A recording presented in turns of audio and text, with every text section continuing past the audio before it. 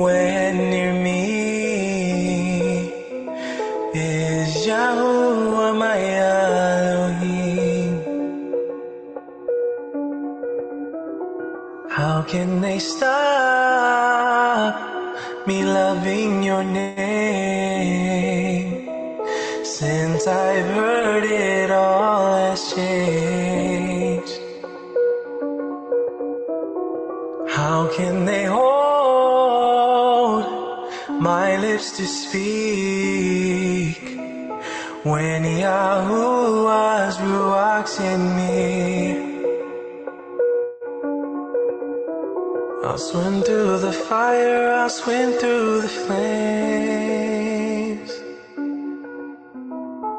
and I'll keep fighting and praising your name.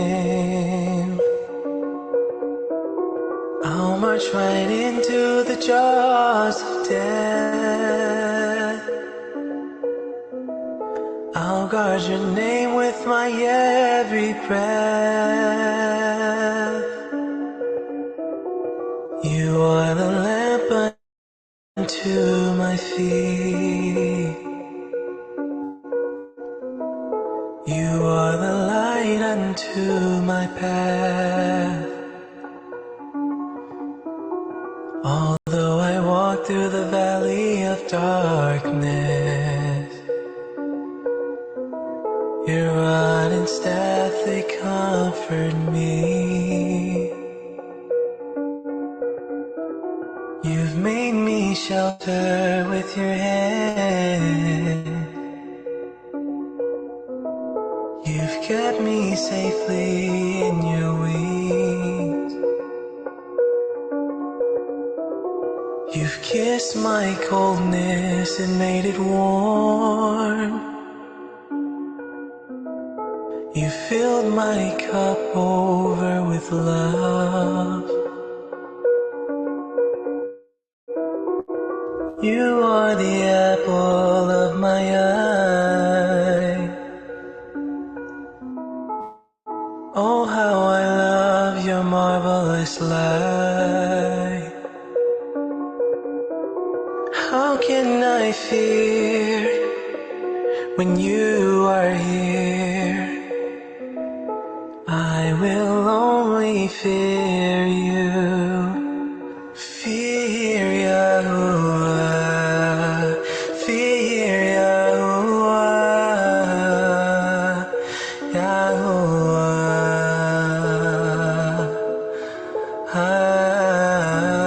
Fear Yahuah, fear Yahuah, Yahuah.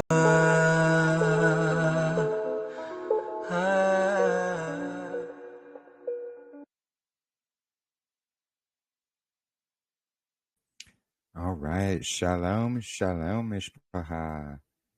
I pray you are all doing well. Pretty exciting week, actually, this week and next week. And, I just wanted to thank all of you who made it possible for, me to be able to make it to Missouri there for the Tracking the Equinox Fellowship we're going to have. Super excited about all that. And, yeah, Shalom, Sister Cheyenne. And Shalom, Jermaine. Shalom, Jackie. And Shalom, Natalie. Not to mention, this is actually going to be our last midweek Midrash on a Thursday. We'll be switching it to Saturdays this upcoming year. And speaking of that, we're going to be doing some live streams when we're tracking the equinox. Definitely going to be doing a head of the year fellowship as well, which will be on Saturday, next Saturday. And then, that's when our Shabbats will be switching to Tuesday. So it's really amazing to see it all come to fruition, truly. So today we are going to be reading through the Hebrew Mark. And I shared the link there in chat for everybody. But so far, it's been a really good read. I think the Hebrew gives a lot more details than just the Greek and things like that. So really awesome read so far.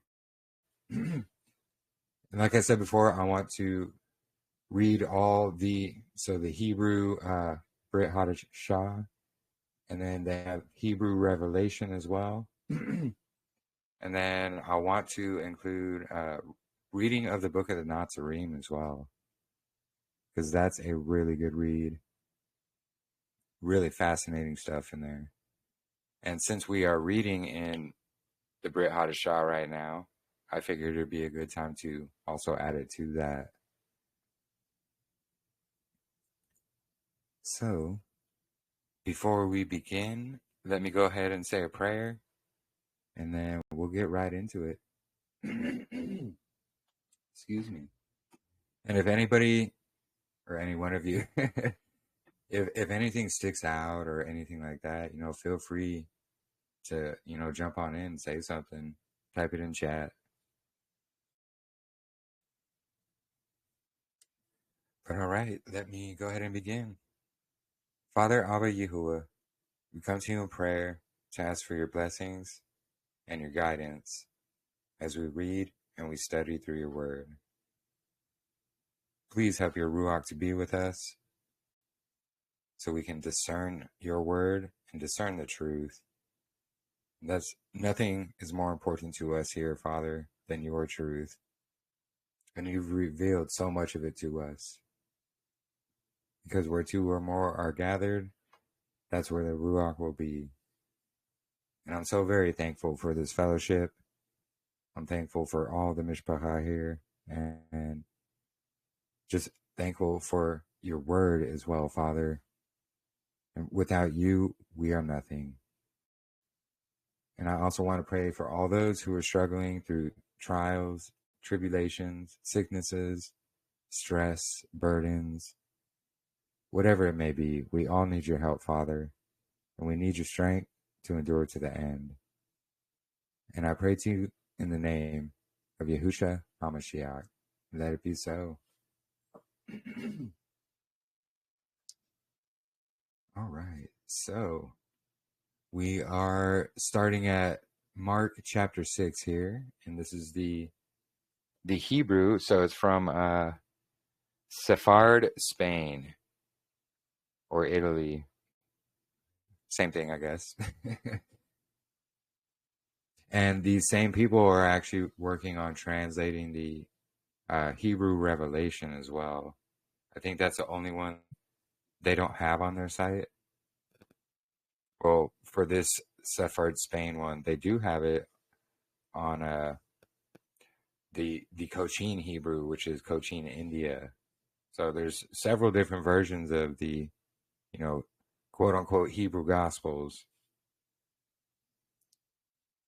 But anyways, let me begin here.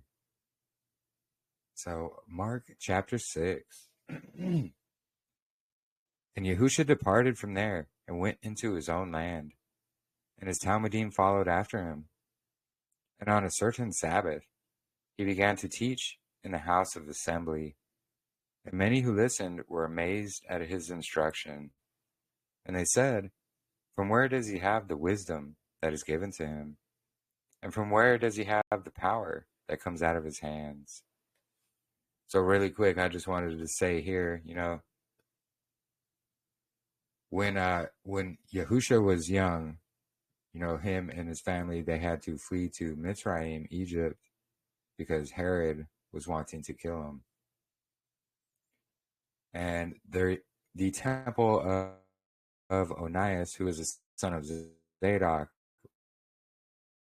was built in Mitzrayim. There was actually an entire land called Onias, and he was the legitimate high priest, son of Zadok, who is the literal fulfillment of Isaiah 19, where the temple will be built in Mitzrayim to Yahuah, and then the Mizrahites will start following Yahuah. That's exactly what happened. It's history they don't like to be made known, I go over all of this in my write-up, my main write-up, but it's really fascinating. And so I believe that he was taught by the sons of Zadok themselves. He was taught the true calendar, everything they were doing. This is why he has so much wisdom and knowledge. And not only that, he's Yahusha. So, of course he's going to have that wisdom and knowledge anyway, but he grew up in both Zadok communities, the one in Mizraim and the one by the Dead Sea Scrolls. Well, I just wanted to add that really quick. So, verse 3. Is he not the son of a smith, and Miriam, and his relatives, Yaakov, and Yosef, and Yehuda, and Shimon? And all these are with us. And they were offended in him. So Yahusha said to them, no prophet is without honor, except in his land, and among his acquaintances, and in his house. And if he did not want to do any wonder there, except a few little sick ones that he healed by laying hands upon them, for he was amazed at the smallness of their faith. And yeah, so he was in his hometown, and nobody there, they had this little faith. They didn't believe he was who, not only the signs of showing who he was, but who he said he was himself. And they were just basically, oh, he's the son of a smith, Who's this guy?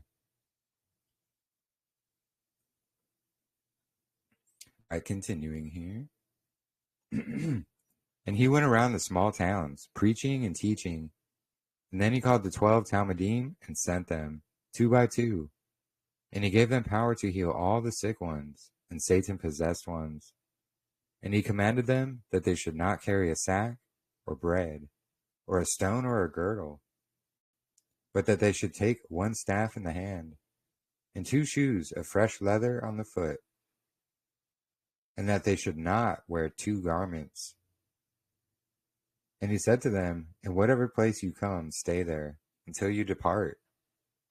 And when they do not want to receive you or listen, go out from there and remove your feet's dust as a testimony against them.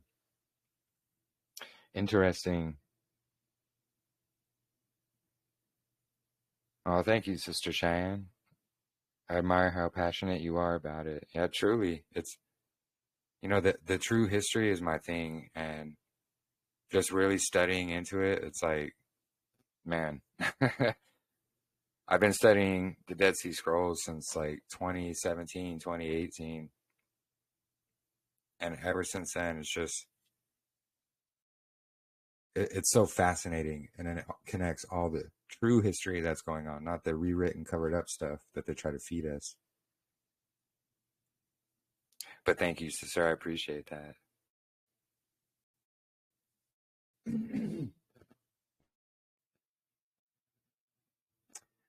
Verse 10. And he said to them, in whatever place you come, stay there until you depart. And when they do not want to receive you or listen, go out from there and remove your... Oh, sorry, I already read that. So remove your feet's dust as a testimony against them. So they went and preached that they should perform repentance, and that they healed the Satan-possessed ones and cleansed the sick ones by anointing them with blessed oil. Now, pretty interesting how we see this healing is done by the oils and things like that. Yahuah made remedies from the earth. It's in Sirach. And when Herod heard the publicizing of the report of Yahusha, he said that he is Yochanan Dipper, and he turned alive from death. And because of this, he does wonders. And the others said that he is Eliyahu, and others said that he is a prophet of one of the prophets. So when Herod heard this, he said, this is Yochanan, whose head I cut off, and he returned from death to life. So Herod was thinking that it was Yochanan, commonly known as John the Baptizer. The interesting thing is they were cousins, Yahusha and Yochanan, both from the line of Zadok as well. Really fascinating. Anyways, for this Herod had seized Yochanan and placed him in the prison house because of Herodias, the wife of Philip his brother, which he took. Sorry, that was just kind of worded strange. Anyway, and Yochanan said to Herod, "It is not fit for you to take the wife of your brother." Thus Herodias took him in loathing and lay in wait of him, that he should be able to put him to death. But she was not able, because Herod detained Yochanan and regarded him to be Kodesh and righteous. So he protected him and did many things because of him, and listened to him with pleasure. So yeah, Herod was upset at Yochanan because Herod was taking his brother's wife. That's who Herodias was. If you haven't looked into that, it's kind of actually pretty disturbing, a story and what Herod was doing to Herodias. But anyways, verse 21. But when the intermediate days drew near for Herod, he made his birthday feast, and he invited all the officers and great rulers of Galilee. Then the daughter of Herod came dancing before all the guests, and it was very pleasing to Herod and to all those who were eating. So Herod the king said unto the young girl, "Ask what you desire, and I will give it to you." And he made an oath that he would give to her everything, whatever she would ask, up to half his kingdom. And yeah, this is his brother's wife who was dancing for them all. Or sorry, this was the daughter of Herod who was dancing even for Herod. Which is really disturbing. But anyways, and when she went out from there, she said to her mother, "What should I ask?" So she said to her, "You must ask the head of Yochanan Dipper." Then she immediately came unto the king and asked him in nuisance, saying, "I desire that you give me the head of Yochanan Dipper in one of the flat vessels of wood." Then the king was grieved because of the oath that he made. But because of the guests, he did not want to grieve her.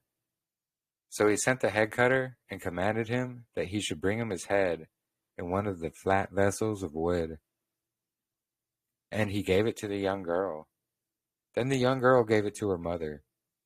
And when his Talmudim came to know this, they came and took his body. Man, pretty sad. And then they were just like passing his head around. It's very disturbing stuff. Then the Talmudim came to Yahusha and recounted to him everything that they did and learned. So Yahusha said, "Come, let us go into the wilderness and rest a little." For there were many people coming and returning, and he did not have time to eat. So they went up into the small boat and cast themselves into a desolate place. But many people who saw them recognized him and followed after him toward that land by foot. And they came unto him from all the cities. And when Yahusha came to the land and saw the people, he had compassion on them, because they were like sheep with no shepherd. And so he began to teach them many and good things. But when most of the day had passed by, his Talmudim drew near to him and said to him, "This is a very dark, desolate place, and much time has passed. Let the people go into the small hills around from here and buy food to eat." But Yahusha answered and said to them, "You must give them to eat. Go thus and buy 200 loaves of bread and give them to eat." Then Yahusha said to them, "How many loaves do you have? Go look at it." And when they had looked at it, they said, "We have 5 breads and 2 fishes. So Yahusha commanded them that they should make the people and the troops sit upon the grass. And we got one of those, an inserted gloss called Faye. And they sat 50s by 50s and hundreds by hundreds. Then Yahusha took the 5 breads, and the 2 fishes, and did a prayer of thanksgiving and praise. And he broke them and gave them to his Talmudim, who set them before them. And so he divided the 2 fishes. And all of them ate and were satisfied. And they divided 12 baskets from what was left over. From that which they left over, even from the bread and the fishes. And those who ate were 5,000 men.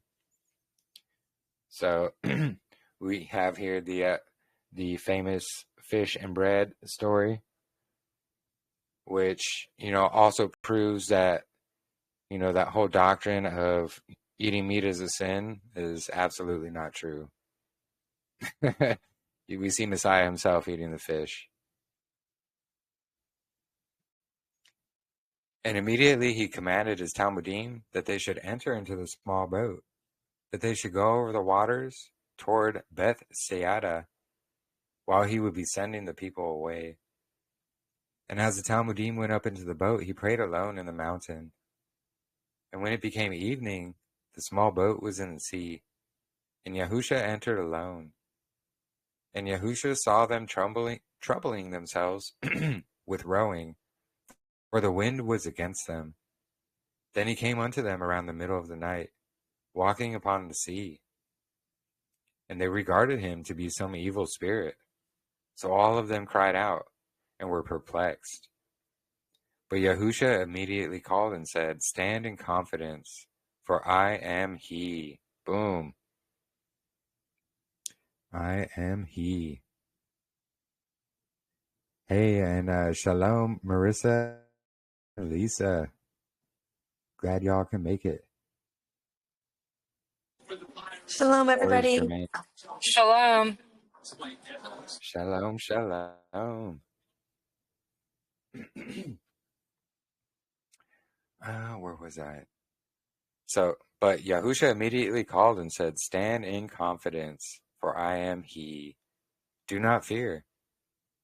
And then he went up into the boat with them, and the wind stood still. And they stood greatly amazed, for they did not yet recognize the wonder of the 5 breads, for their heart was dark. And when they had passed on further, they came into the land Gennesareth. Sorry, that's kind of a large name there. But when he went out of the boat, they immediately recognized Yahusha, and they hastened through all the land to bring the sick ones on beds. And when they heard that he was there, in whatever city or town he entered into, they passed by the ways and entreated his face, that they might only touch the border of his garment, for all those who touched were healed. I find it interesting they translated it as border of his garment instead of tzitzit.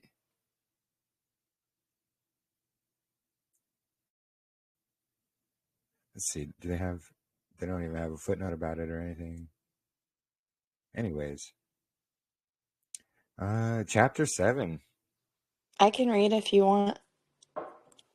Yeah, that'd be awesome. Okay. Go ahead, sister. And then there came to Yahusha some of the Parashim and the wise ones of the old law who came to Jerusalem.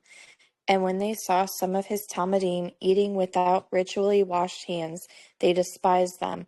For the Yehudim do not eat unless they always wash the hands ritually, according to the decree of the ancient ones. Also, there are many other statutes that they commanded them to keep, that is, to ritually wash their lids and silver drinking vessels. And because of this, they asked Yahusha, saying, "Why are your Talmudim not keeping the decrees of the ancient fathers, but eat bread with ritually unwashed hands all the day?"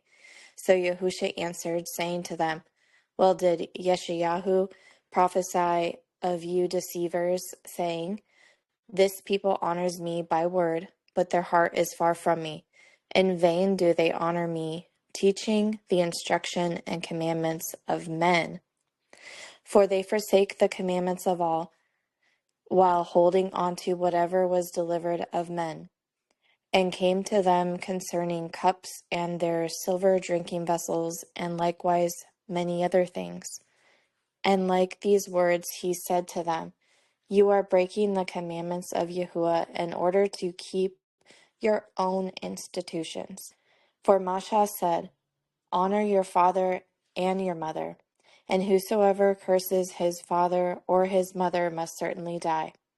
But you say that anything of them which a man vows, because he made a vow, his father and mother should profit him. And afterwards you do not allow him to repay the father and the mother. Thus you are breaking the commandments of Yahuah on account of your institutions, which you obtained, and many other evils you do. Then he called the people and said to them, Listen to me and pay attention to me. Anything that enters into the man from outside is not able to defile him, but that which comes out of the heart of man defiles him. Whosoever has ears to hear, let him obey. When Yahusha entered into the house, the Talmudim asked him, What does that likeness mean? So he said to them, Thus are you so very simple-minded that you do not understand? Do you not understand that nothing which enters into the body of the man is able to defile it? For it does not enter the body, but only into the belly, and it sends it out by a natural cleaner. And he said to them, The evil things which come forth are from the heart, from inside, evil thoughts, and adulteries, and murders, thefts, stinginess, stinginess, covetousness, pride, foolishness. All these evil things come forth from the heart, and these defile the man. Then Yahusha arose and went away to the regions beyond Sur and Zidon. And he entered into a house, not an house, but he did not want that any man should know it. However, he was not able to stay concealed.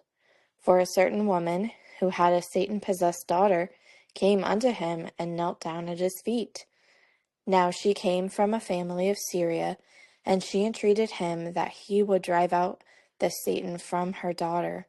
But Yahusha said, A man is first responsible to support his sons, for it is no good thing to take the bread from the sons in order to give it to the dogs.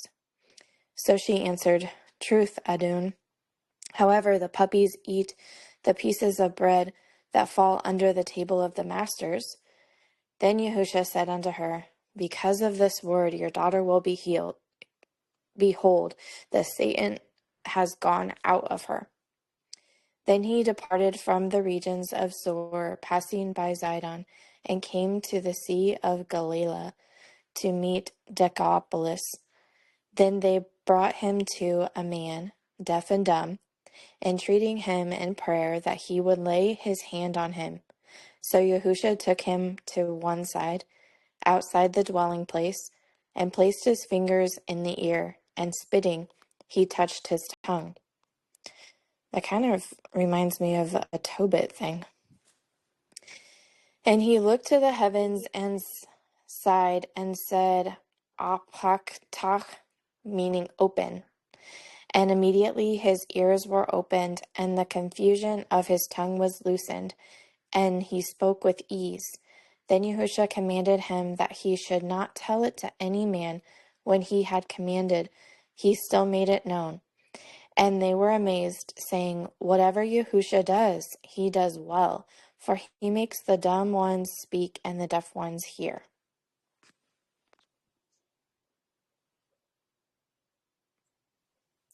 Awesome. Thank you, sister. And yeah, pretty interesting stuff. Yeah. I like, where was it? talked about, because a lot of, churchianity, they use this here to say, see, look, it's not what goes in your mouth, so you can eat anything you want. No, that's not what he's saying. He's saying, if your hands are dirty, it's okay to eat. You don't have to do this ritual, hand-washing ritual. And that's not to say, don't ever wash your hands, because, it is part of being clean. But the Pharisees were making this ritual and things like that. It doesn't say in the Torah, thou shalt wash your hands or you'll be in sin. But it was, where was it? Verse 15. It's, but that which comes out of the heart of a man is what defiles him. So it's always a heart issue. It really is a matter of the heart. Yeah, thank you for reading, sister. And, if anybody else would like to read, just let me know. We're going to read to chapter 10 here.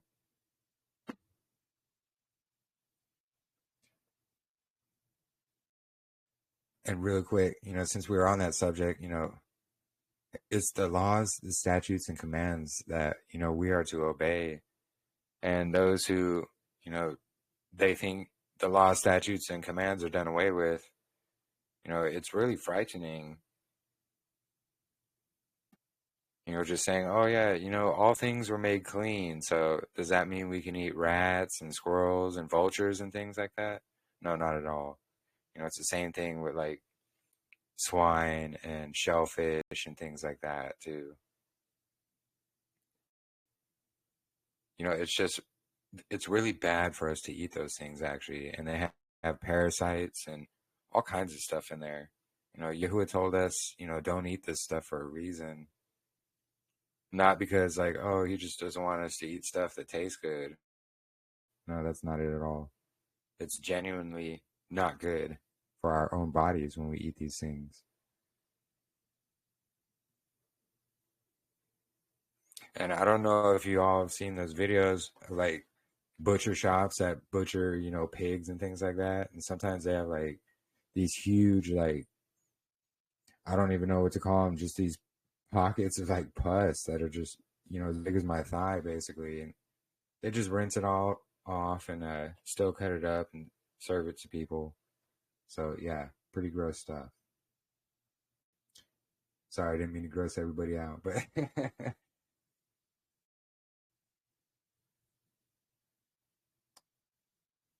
but let me continue chapter 8 here.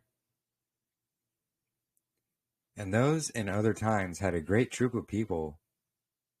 And in those other times, a great troop of people were gathered with Yahusha, and they did not have anything to eat.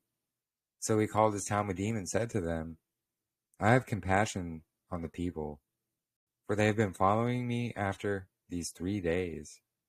But they do not have anything to eat. And if I send them to their homes, they will faint in the way. For some of them came from afar.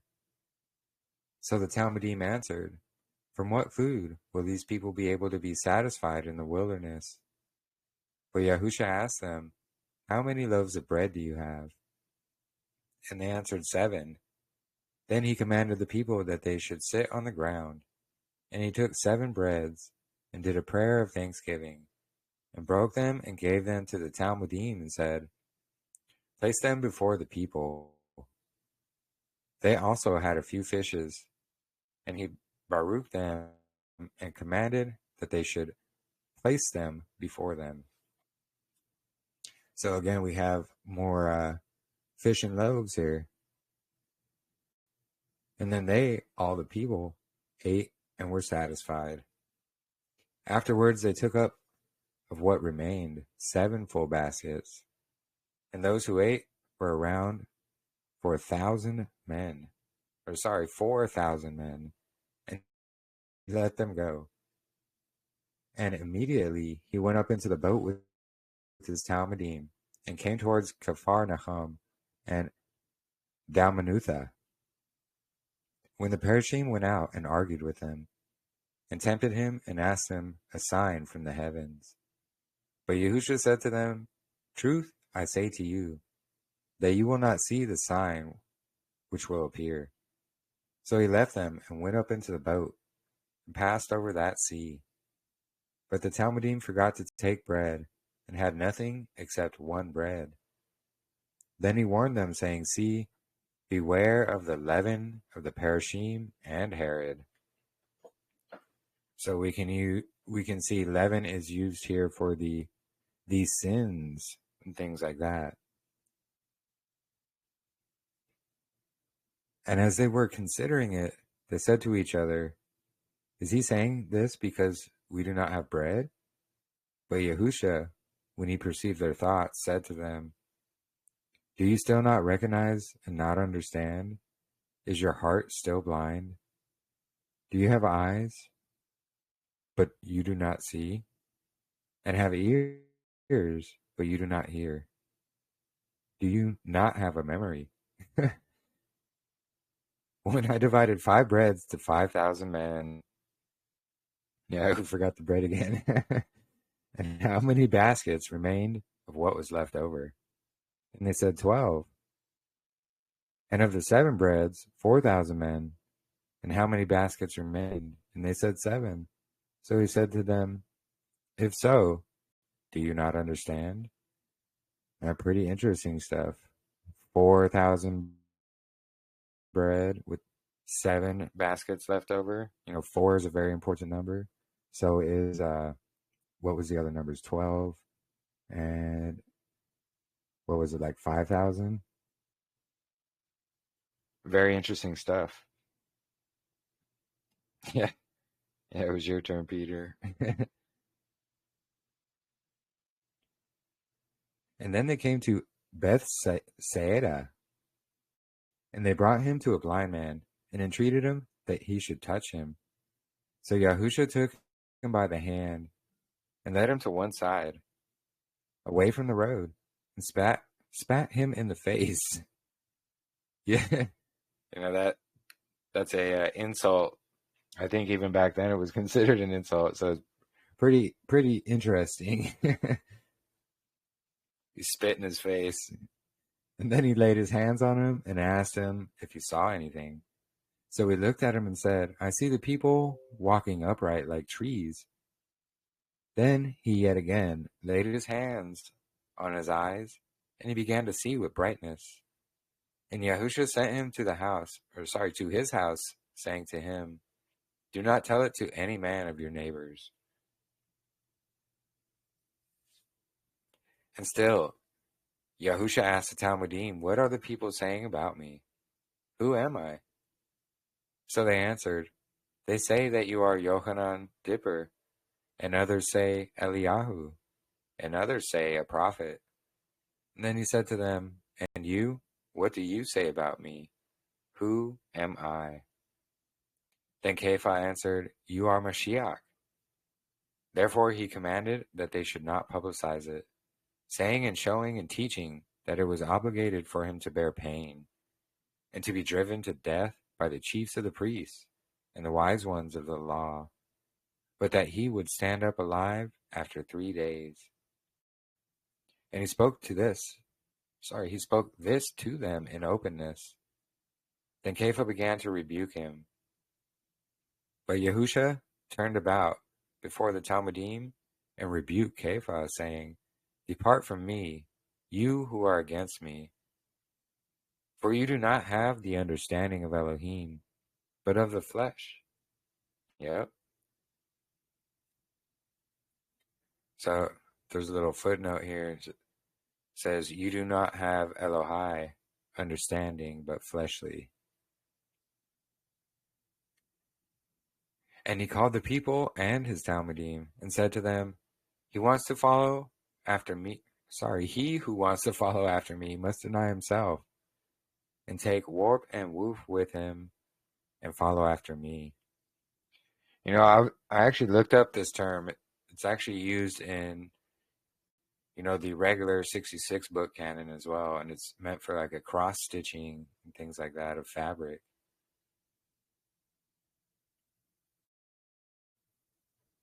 Just pretty interesting stuff there. How they we see it's not a cross and things like that, but it's his stake, this warp and woof, this cross beam. And whosoever wants to save his life, he will lose it. But he who loses it because of me and because of the good news, he will save it. And what will it profit a man if even he will have all the world for himself, but he loses his nefesh? Yep, your soul. I actually really like how they use the word nefesh here. And he who will treat me as a stranger and defame me and my word in this sinful, fornicating nation, the son of the virgin will treat him as a stranger before Yahuah the Father, and when he comes in his light with the messengers. Boom. So we see, we will lose our souls, our nefesh, if we chase after things of the world. There's only one very narrow path. It's razor thin. And we can find that path in his word. It's his Torah. The Torah is a light. Yahusha is the word made flesh. What is the word? It's the Torah. The Torah made flesh.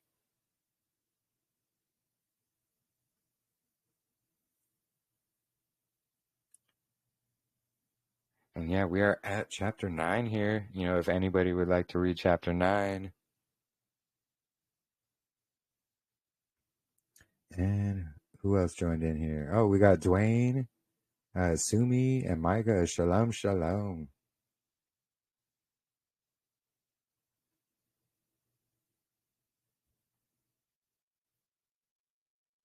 Been praying for you, Sumi and Brandon. We've definitely missed your readings here. I missed that southern twang.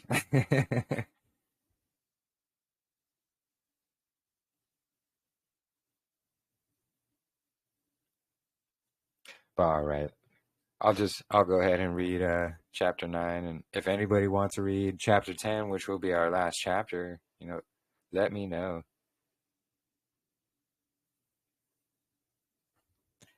So chapter 9. And then he said to them, also, some of you who are with me will not die until they see the glory of the kingdom of Elohim. I mean, there it is.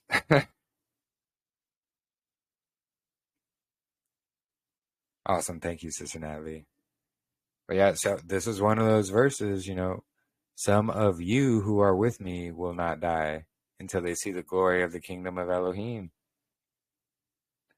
He's not talking about, Mike in New Jersey 2,000 years down the road. No, he's saying you, some of you.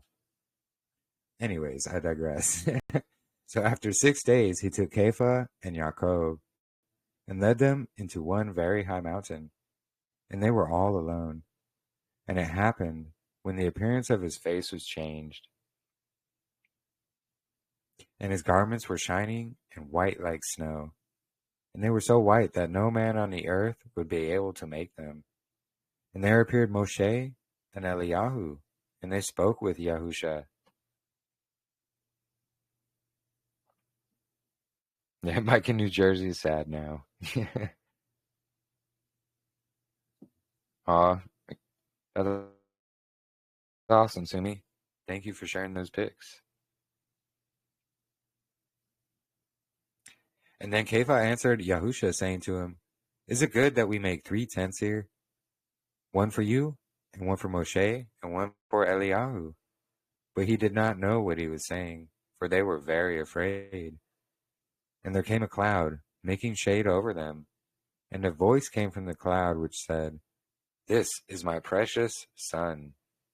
And they heard it. Then immediately they looked around themselves, but saw nothing except Yahusha. And when they came down from the mountain, Yahusha commanded that they should not tell tell it to any man. And I find it rather fascinating that they went up this mountain and they saw Moshe and Elijah. It doesn't name the mountain here, but very similar to, Moshe himself, what he did. And when they came down from the mountain, Yahusha commanded that they should not tell to any man this vision until he returned alive from death. So they kept it concealed among themselves. And they asked him, "What does it want to say that the Parashim say, and the scribes after them, that it is necessary that Eliyahu should come first?"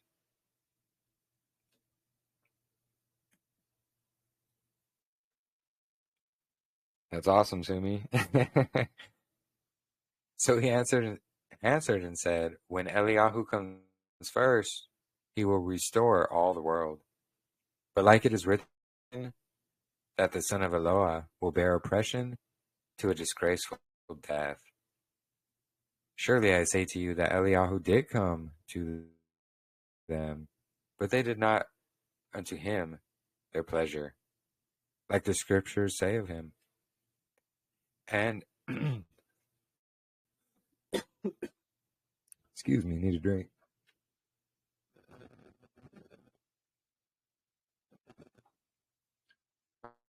Okay. Apologies. So I'm sure most of us know who Eliyahu was. It's Yochanan. But let me go ahead and read it.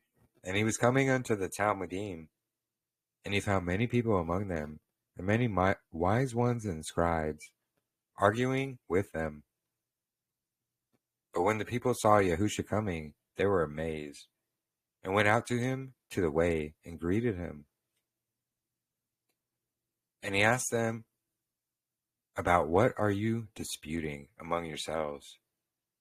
Then a certain man of them answered and said, Rabbi, I led my son to you, who has a Satan inside of him. And in every place that he takes him, he causes him to fall and forces him to bring out spittle from his mouth. And he strikes the teeth. And I entreated your Talmudim that they should heal him, but they were not able to do it." Then Yahusha said, "What refusing family? How much time will I be with you? I cannot bear you. Lead the man to me." So they brought him before him. And when he saw them, immediately he inflicted him with pain, and threw him down before him. And he was confused and drooling. Then Yahusha asked the father, "How much time has passed by that he had this Satan?" Then he said, From his youth until now, and continually he casts him into the fire and into the water in order to kill him. And if you are able to do it, help me by your faithful love." Love it. And Yahusha said to him, "If you are able to believe me, you will obtain of all things." So immediately the father of the son cried out weeping, "I believe. Indeed, may it be pleasing to you that you help my faith."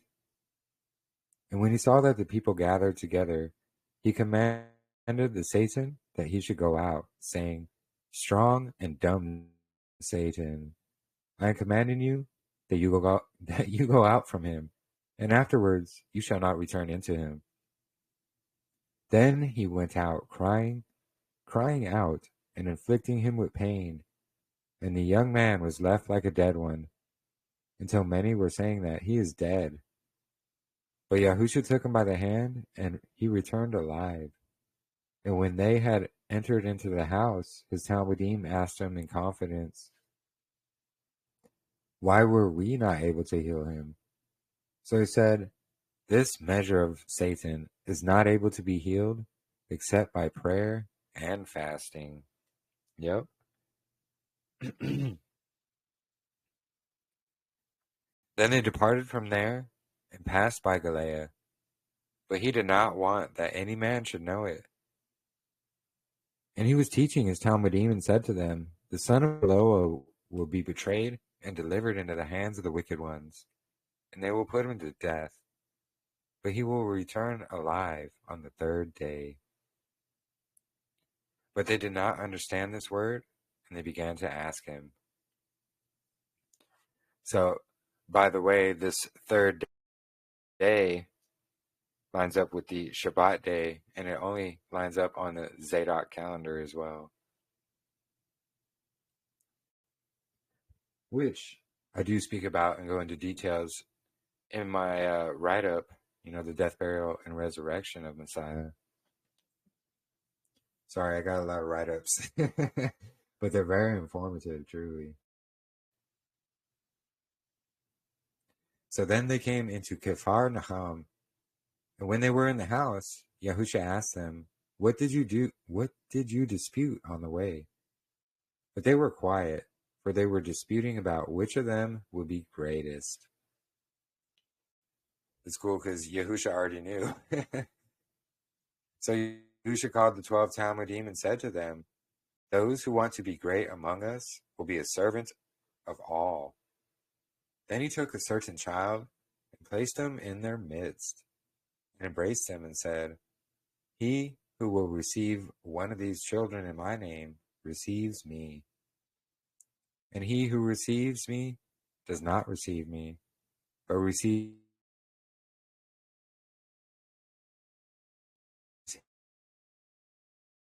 him who sent me. Then Yohanan answered him and said, we saw. All right, sorry about that. I don't know why my computer's been doing this lately. Can you all hear me still? I can hear you now. It cut out there for a minute. Okay. Yeah, I'm not sure why it keeps doing that to me. It hasn't become a problem until recently. But okay. So we'll start at verse 38 here. And then Yohanan answered him and said, we saw a man who was healing the Satan-possessed ones in your name, but he is not of our company, and because of this we refused him. But Yahusha said to them, do not refuse him, for every man who does wonders in my name is not speaking evil. And he who is not against us is with us. Yep. Every man who will give to you one cup in my name because of this, that you are anointed ones. And in truth I say to you, that he will not lose the reward. Yeah, so, just like the Torah community, we can have differences and we can agree to disagree. But, like Yahusha said here, he who is not against us is with us.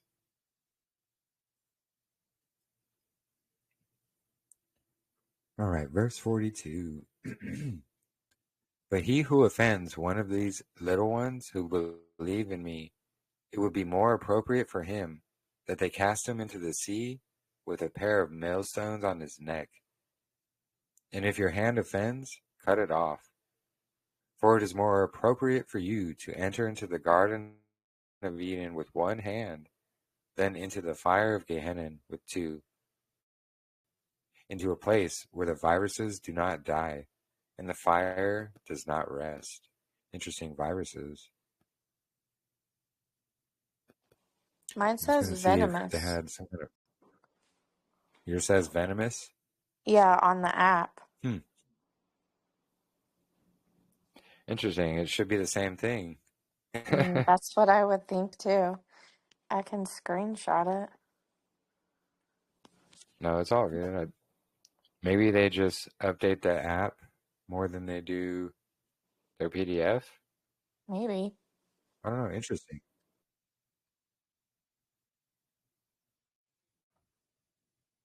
Yeah, and I noticed that actually when you were reading, there's a couple phrases that were just slightly different, like a word or two. Sometimes it's hard for me to read it all together because I'm so used to reading in my ESV or Hallelujah that I've read so many times. I'm like, wait, this is like a tongue twister. Yeah, But exactly. gotta almost go slow. I know, right? That's what's been throwing me off every now and then. I'm like, oh wait. But no, I really actually enjoy this reading here. It's good that we're All reading all right. of these too right before the feast because it gets us in the mode of looking forward to that time. Yeah, yeah, absolutely. I agree. All on Yahuah's timing too.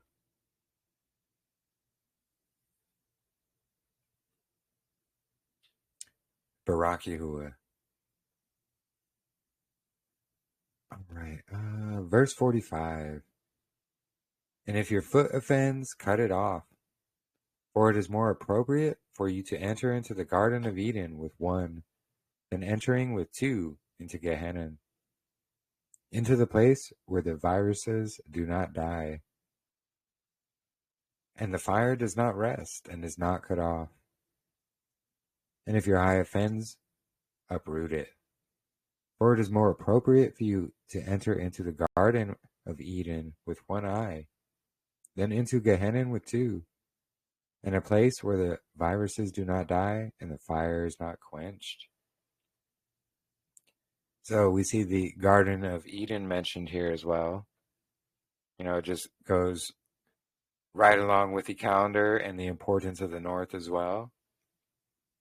That the garden is in the midst of the city, which is in the midst of the mountain, which is in the midst of the earth.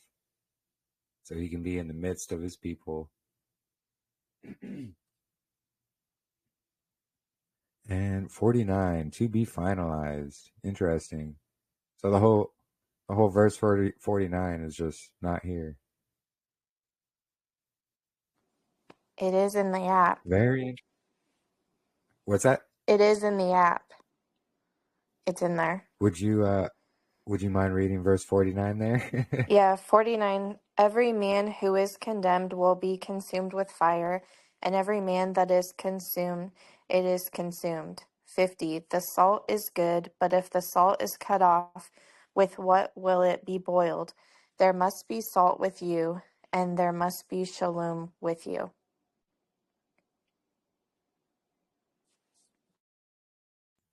Interesting. So clearly they do update the app more than they do their online site. Yeah, that Maybe must it's be it. yeah. Maybe it's best to get the app rather than go online. But yeah, that's an important verse, and they just kind of like leave it out right here. Jeremy, I got here late. What version is this you're using? It's here. Let me share it again. Here we go. So it's the Hebrew Mark, and it's from it's from the one they found in Spain here. Here, I'll share the link again.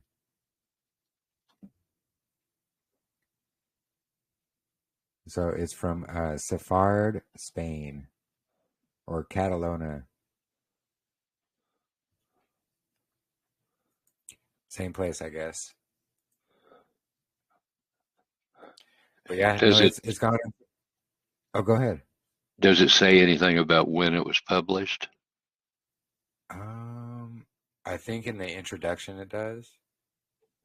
I know they have all that information on their website here, and look, they have an actual online book now, or a printed book of Luke. Anyway, interesting. I might consider getting that actually, but here, let me see. We got Mark. Let's see if they say anything here on a date. No date here. I can look into that more. Or No, it's not important. okay. I was just wondering, they put viruses in there in parentheses. The first thing I thought about was it was probably published during COVID. I mean, right? Yeah, I guess the word is venomous, is what Natalie was saying. It's in hers, which should be the same, but because it's the same people. Yeah, there it is. She shared. So I can't tell, it's not telling me. Is there two different marks on the website, like one from the one place and one from the other place? Yeah, It actually. So there's it like two won't. websites. Oh, go Okay. ahead. It won't let me choose anything. That's what it shows me in the app. So maybe what I'm read is more from Spain or something. I don't know. Yeah, this is the one from Spain, actually. Oh, maybe mine's the other one. I Geography. think I don't one know. of these will take to the whole. It takes you to like all of them. I think it's this one.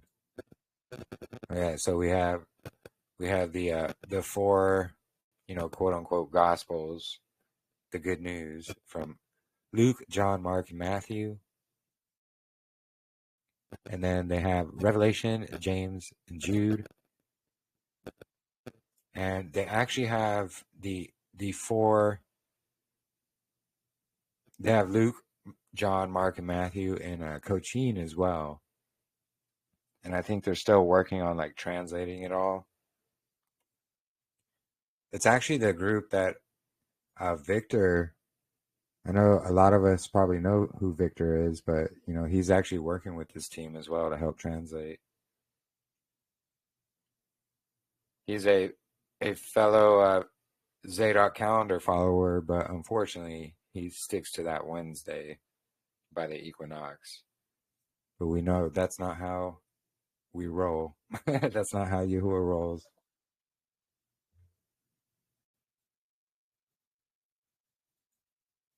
And actually, they do have a YouTube as well where they. Hey, Shalom, Micah. Thank you for joining. So they do have a YouTube channel as well. I'll have to find it at a later time. But they go over the translations of them and they show the difference in the wording and things like that in comparison to the Greek and whatnot as well.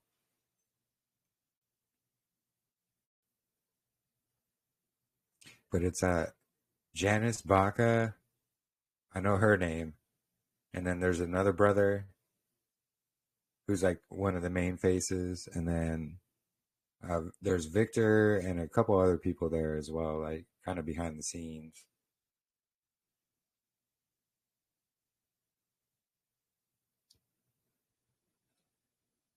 But anyway, hey, you're back, Jermaine. Shalom. Welcome back.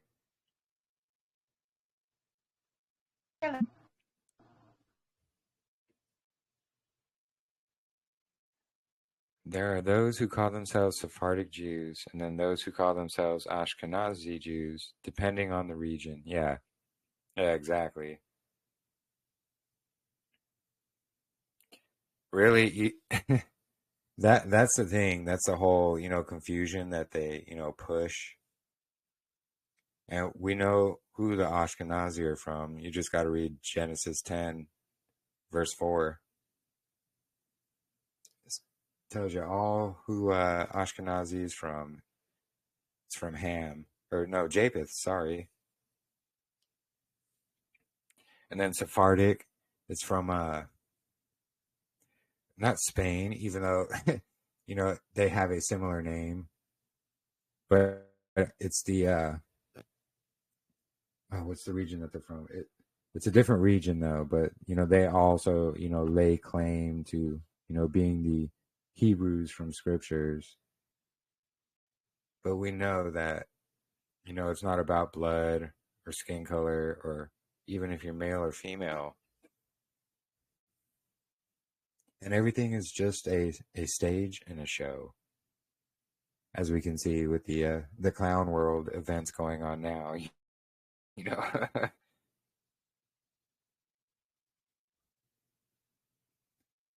I truly believe they're setting it all up just to make these events play out, as part of that whole deception. Lots of deception. But that's a whole nother topic.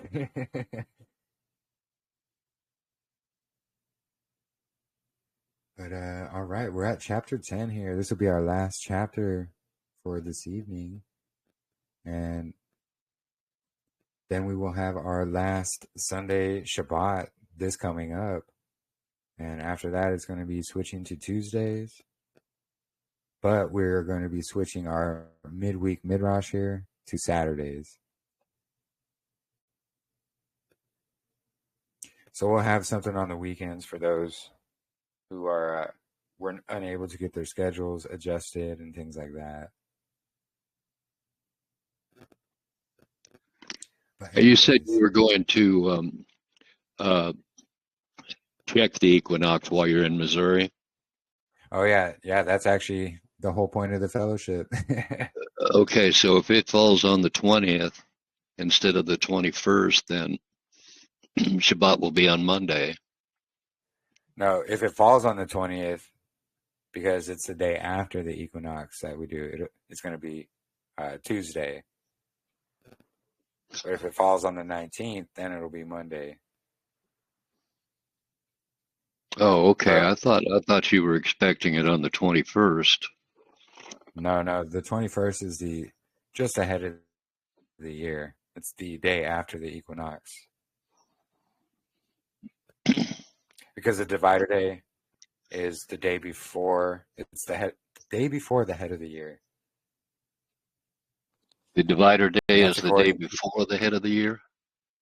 Yeah. So okay. In between days 3 and 4 of the week. Yeah. And because this year is the true leap year, not according to the Gregorian, that's why we're going to jump 2 days instead of just 1. Well, we're not jumping, just the Gregorian calendar is. Anyway.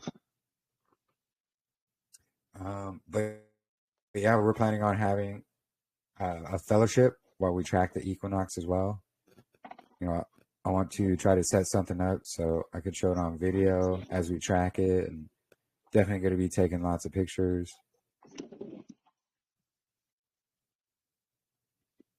And then, that's actually going to be good. 2 days in a row. So yeah, I'm excited.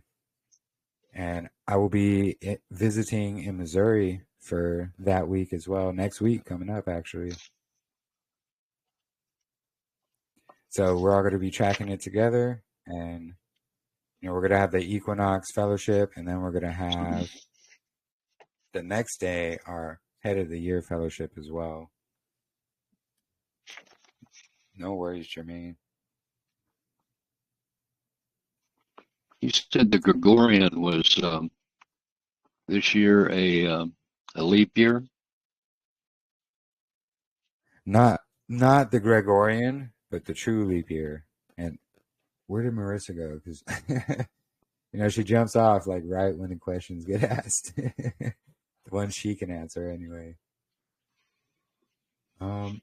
Yeah, because of the sign of the sun, this is the true leap year. Okay, I wondered because there's only there was only 28 days in February. Yeah. And I thought you said that the leap year was on the Gregorian. Oh, no. I said not according to the Gregorian. Oh, okay. So sorry. Misunderstood you. Yeah, no worries. Yeah, Marissa would actually have a better answer for why than me. I understand why. I just can't really explain it. It has to do with the sign of the sun. the equinox itself. We really ought to all get on the same page on this thing. You know, I'm not. Oh, I'm on the I'm same page. confused about half of the time. So this is actually we were kind of going over it, but that's why I did the calendar walkthrough the last Shabbat, and then Marissa's going to be doing one this coming Shabbat as well with a Q&A.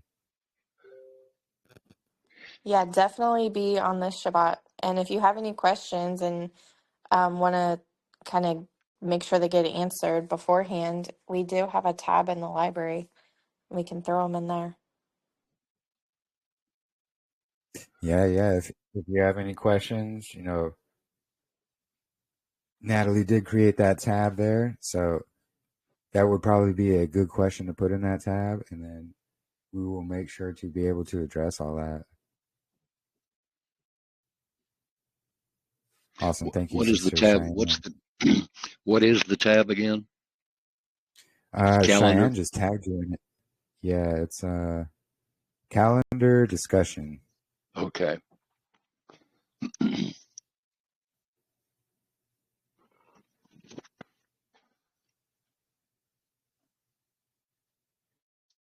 yeah, that's going to be this coming up Shabbat. We're going to be having, well, Marissa's going to do a presentation going over like the best of slides from all her presentations combined. And then we're going to have a Q&A. So we'll make sure to help to answer everybody's questions.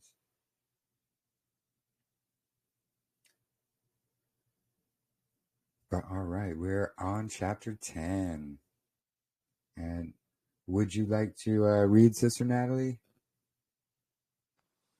Yeah, I can read. I pulled up the other one, so maybe I'll be on the right one this time. Awesome. Okay, so chapter 10. It's a little smaller writing, so bear with me. And Yahusha departed from there and came unto the land of Yehuda behind the Yarden, and many people gathered there. And he was preaching to them as his custom was. Then the Parashim asked him, tempting him, Is a man able to divorce his wife? So Yahusha answered and said to them, What did Masha command you? And they said, Masha permitted that a man may write her a letter of divorce, and that he may send her away. But Yahusha answered them, saying, He admitted this to you on account of the corruption of your heart. However, Yahuah created at the beginning of the world a man and a woman, and a man will leave his father and his mother and take a wife, and the two of them will become one flesh. Now that which all joins together, let no man separate. And they again asked him about this in the house. And he answered them, Whosoever sends away his wife and takes another commits adultery. And if the wife divorces her husband, she commits adultery. And the people sent to present children to him on account of this, that he may touch them. But the Talmudim restrained those who sent them. When Yahusha saw it, he was filled with wrath and said to them, Leave the children to come to me, and do not restrain them, for of these is the heavenly kingdom. Truly I say to you, no man will enter into the heavenly kingdom if he does not become humble and complete, and be like a child. And Yahusha was embracing them and laying the hands on them and baraking them. And when he went out to the path, a certain man came and bowed down before him, entreating and saying, Good teacher, what should we do in order that we may attain to the heavenly kingdom? So Yahusha said to him, Why are you calling me good, while no man is good except all? You know the commandments of Yahuah. Do not commit adultery, do not murder, do not commit theft, do not do a false witness, do not oppress a man, honor your father and your mother. Then he answered and said to him, All of this I established from my youth until now. And Yahusha looked at him, and he was pleasing to him. So he said to him, You lack one thing. Sell what you have and give it to the poor ones. Then you will have a great treasure in the heavens, and come after me." But when he heard this, he was grieving and went away, for he was a man who had many possessions. So Yahusha turned unto his Talmudim and said, "What a restrained thing is this, that a man who has much money will enter into the kingdom of heavens." And the Talmudim were terrified by his words. Then Yahusha again immediately said to them, "Sons, it is very difficult for a man who trusts greatly in his riches to be able to enter into the kingdom of all.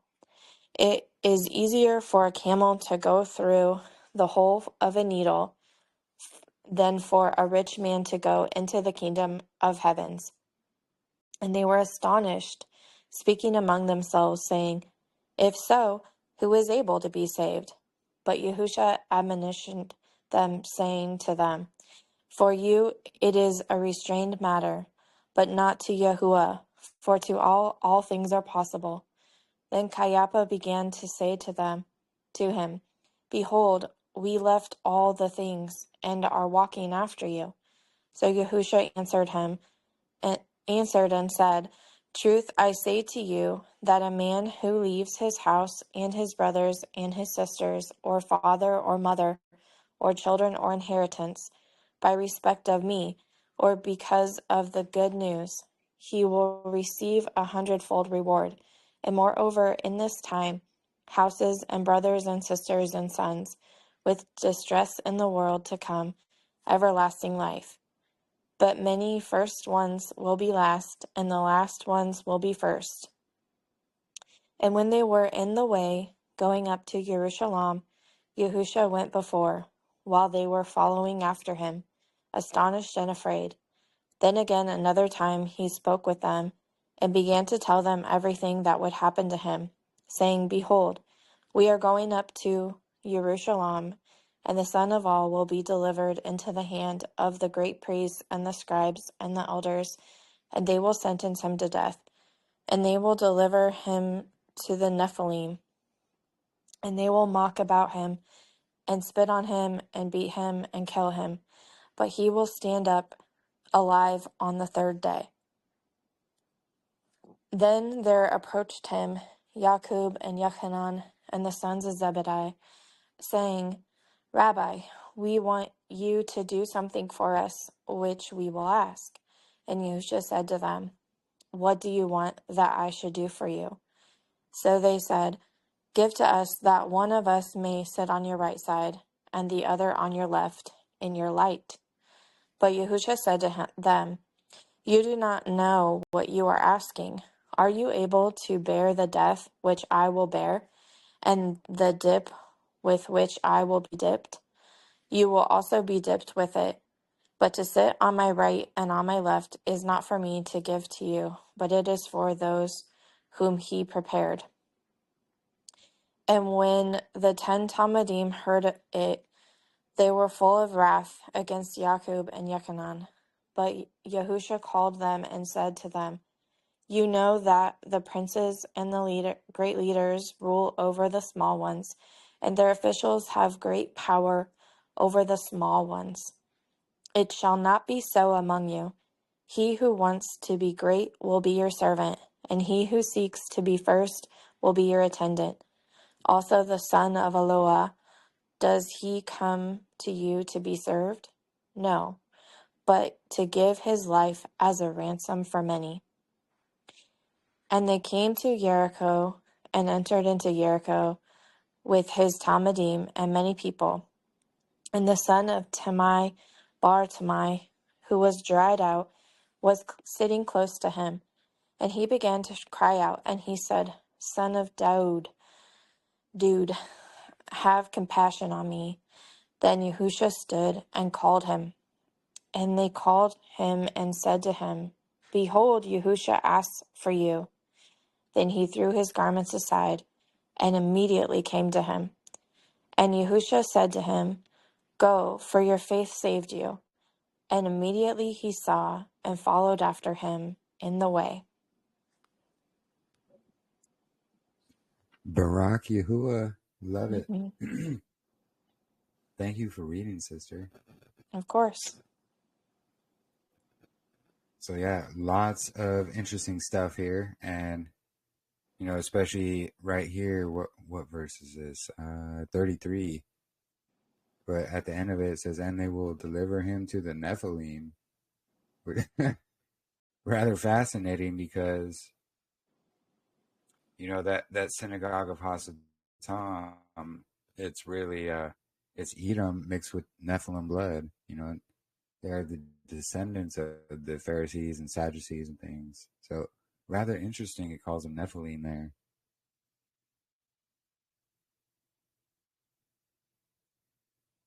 And again, we just see the use of the Yod He Vav He all over it. Yahuah. We see Yahuah, his name written all over. But yeah, I really enjoy the Hebrew Mark here, the Hebrew Matthew, and we're going to read Luke and John as well.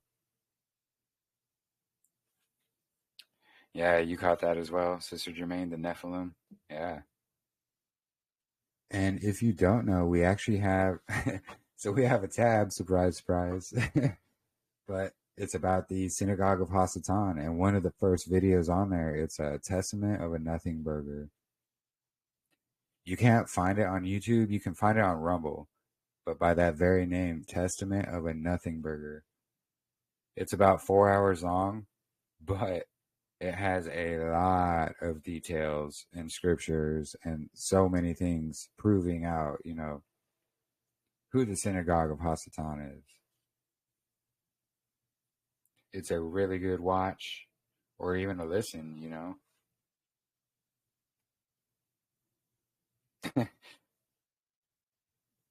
No worries, Cheyenne. Yeah, no one said anything. I was just waiting until she was finished reading, or if she would have said something, I would have as well. But yeah, Nephilim.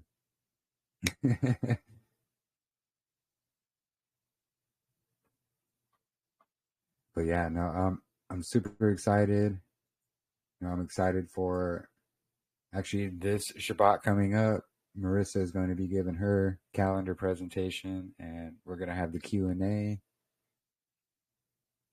And yeah, if anybody has questions, feel free to put it in that library tab as well. We'll make sure to address them.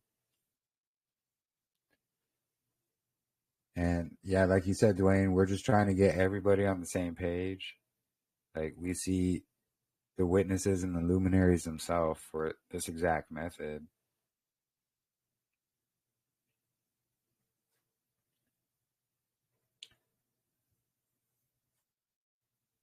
But no, it is good to have everybody here, to see you all here. And if nobody has any other questions or anything, we might end it there for this evening.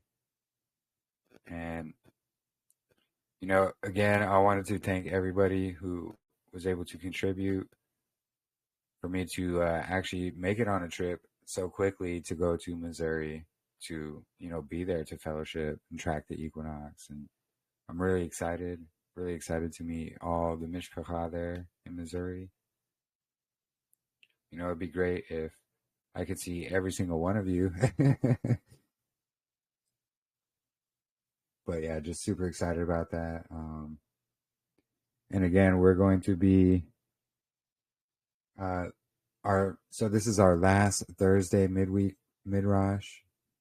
This coming Sunday will be our last Sunday Shabbat, because we will be moving midweek Midrash to Saturday, and then the Shabbats will be on Tuesday. So we'll still have a weekend fellowship for all those who are unable to join during the week. But, keep Impel out, and Yahuah will always provide a way, especially if you seek him. And honestly, it's all part of getting out of Babylon as well. And especially in this clown show world, that we're living in right now. We're on the, I think we're in that, Albert Pike, quote unquote, World War III that was written about. They're playing it out to make it happen. So we could see the signs of the times, and, time is very short.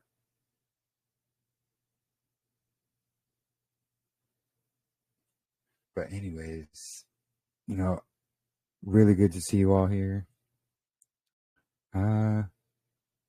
Which video was it? Yeah, Testament of a Nothing Burger. Here, actually, let me go in the tab, and I'll forward it.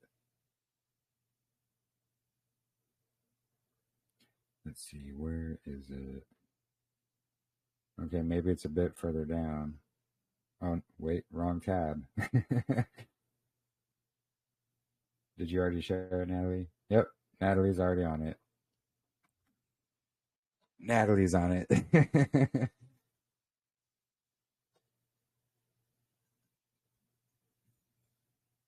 Yeah, no, thank you, Sister Lisa. I love fellowshipping with each and every one of you. And, all praise to the Most High Yahuah, truly. Over the last year and a half, we've become like close family, especially all of us who have been here pretty much since the beginning. Yeah, I will be praying as well, Sister Lisa. It'd be awesome to see you too. Hey, Jeremy. My husband, Jeremy, has a question about the teaching or Jew thing. He was kind of wondering. Hey, shalom, everyone. Shalom.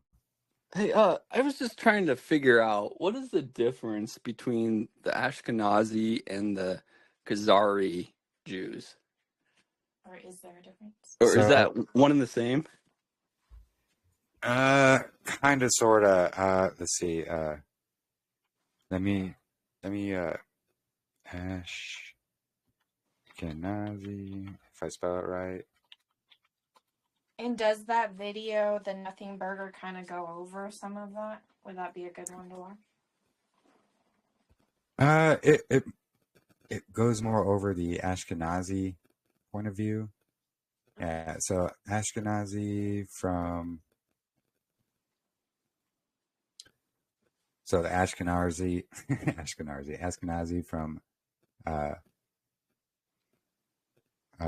Germanic or Eastern European, whereas Sephardic is more Spanish or Middle Eastern. So it's really interesting they actually admit this right here. But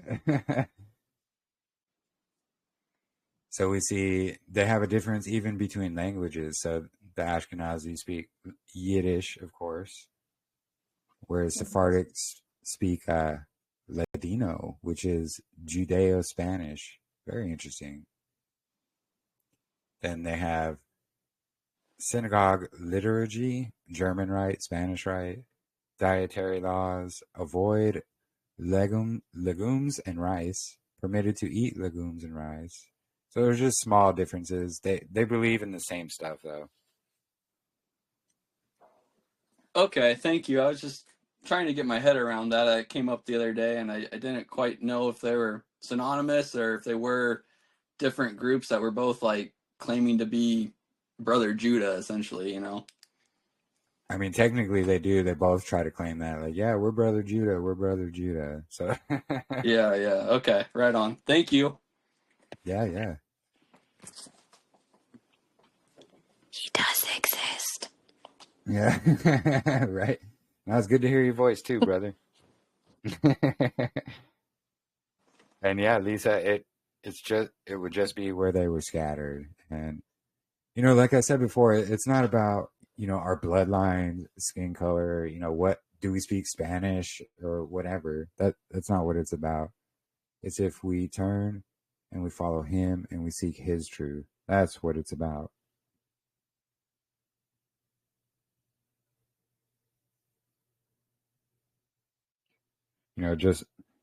I call them the Synagogue of Hasatan, and those are the Ashkenazi ones for the most part, because they are the ones that push the whole rabbinical laws,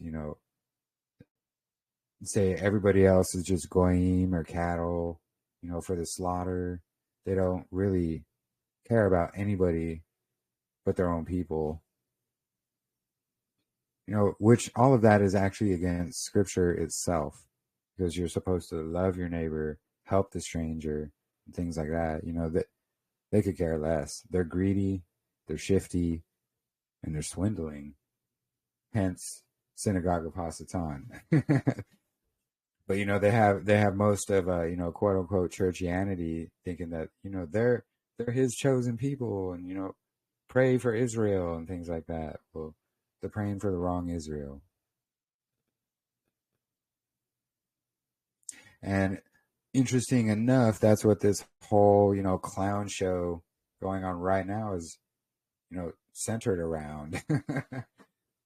It's really predictable, honestly, to me anyway, and I'm sure to many who have eyes to see and ears to hear. Yeah, awesome. I mean, truly, all you got to do is have common sense and open your eyes a bit, and you can see, we can see exactly what's going on. Yep, clown show world. Oh gosh, I didn't realize the clown was putting up the middle finger. I'm so sorry. Sorry about that. No, it's all good. Oops. I guess it's appropriate for that topic. Yeah, right. Yeah, clowns are Nephilim, exactly. Hence why I use the word clown show.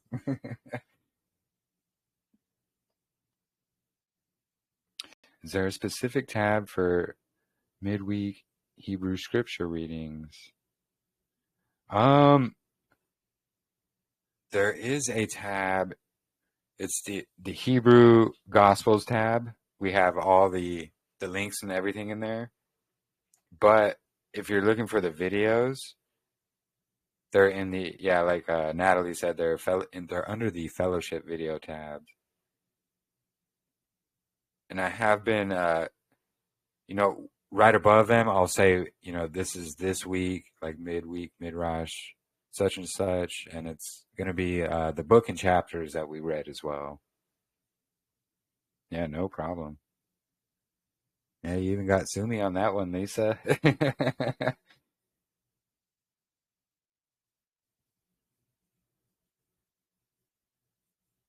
Yeah, no problem.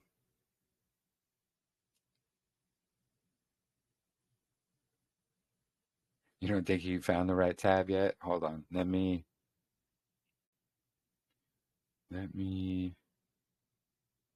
find it here. Okay, here we go. I'll tag you in it right now.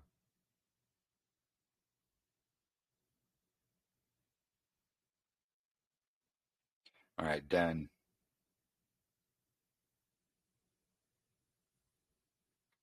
So yeah, in that tab, we're going to have, not only these websites to the Hebrew Gospels, but all of them as well, and the PDFs. There's even the link to the mobile app as well in there.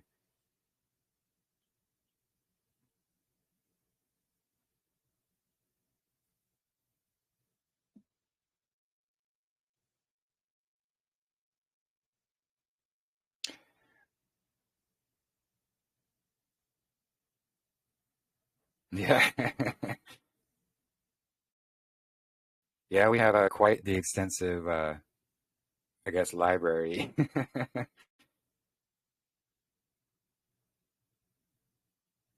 Literally everything in there from the last year and a half of our fellowship since we started it.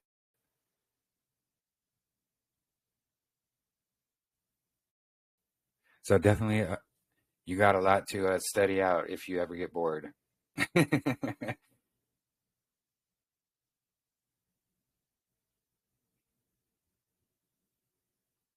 Yeah, exactly. Everything we've ever shared will be in there. Yeah, that's a good way to do it. Do the keyword search.